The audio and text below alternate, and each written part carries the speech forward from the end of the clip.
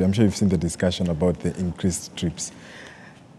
By the way, that's what I'm telling you, Maringa. Critics are good because they make you ask yourself the hard questions. Yes. Are these trips really bearing fruit for Kenyans? If you looked at the tweets by the German Foreign Ministry over the weekend, now speaking about conclusion of the agreements on labor export to Germany, we have hundreds of thousands of trained medical personnel and other graduates of our TVET institutions that will be able to access job opportunities now in Germany. When the president was speaking about these things, when he traveled to Germany, people thought he's just speaking for the sake of speaking, and I would hear some dismiss the president, and including the leader of the opposition saying, oh, Ruto should not be telling Kenyans he's taking Kenyans outside the country. He should be creating jobs in Kenya. But we remain focused on what we promised Kenyans. If you go to our Kenya Kwanza Manifesto, The plan. The plan, it's one of the things that we promised Kenyans, that we'll be able to create linkages around the globe for Kenyans to be able to work in other countries, be able to work within this country, but working for companies outside the country. Okay. Today, if you've seen not just even the recent tour of Meru, or the week before in Kitale, I remember a young man called Aden in Kitale, the Kitale ICT hub, who told us in 1.5 months he's earned $979. That's close to 170,000 or 160,000 Kenya shillings. Yes. In a month, about 40 days. Working online for companies outside this country. I saw his colleague who was doing graphic design, doing graphic design, designing for companies and institutions in Germany from Kitale. Over the weekend in Meru, we had similar instances. A young man told us there he had earned, I think, $549 or $529 over the last 20 days.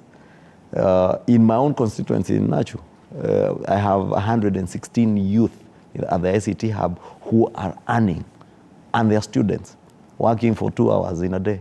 Therefore, those opportunities would not be there had the president not gone out there and looked for those opportunities.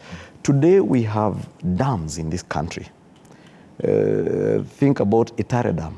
If you talk to people who live around Nakuru, they'll tell you the challenges of water in Nakuru city or Nakuru town and the environs, right from Kipkelion coming all the way down to Nakuru town, to Gilgil, almost to Naivasha. People have huge water problems, not just water for irrigation, but even water for consumption. Yes. And Itare Dam was being done by Italians. You know the challenges that came with that, be it Arore and Kimwarere and all the other dams. The Italian government had, in a big way, supported many of those dams. That's part of the agenda that the president is on in Italy. Yes. He left yesterday at 6 a.m. in the morning. He'll be back, I think, tomorrow night. People assume, I accompanied the president to Paris last year. Yes. And it was a similar tour, I think a 3-day tour. In the 3 days, it's only one night that we slept on a bed. So as we came back, he was asking, now you can imagine in 3 days, we've only slept on a bed one night, because you travel at night, you sleep on the plane, the seat, you have one full day working, you land in the morning straight into meetings. Whole day meetings, evening you sleep on a bed in a hotel, following day, whole day working, 6:25 p.m. when the next flight to Nairobi, and a full day again. Italy is, I'm sure I can see your shoe is an Italian shoe. I'm a shoe. I could guess. I bet yours are. No, mine is not. Mine is a very local brand. Mine is also a very local brand. Italian shoes. Yes.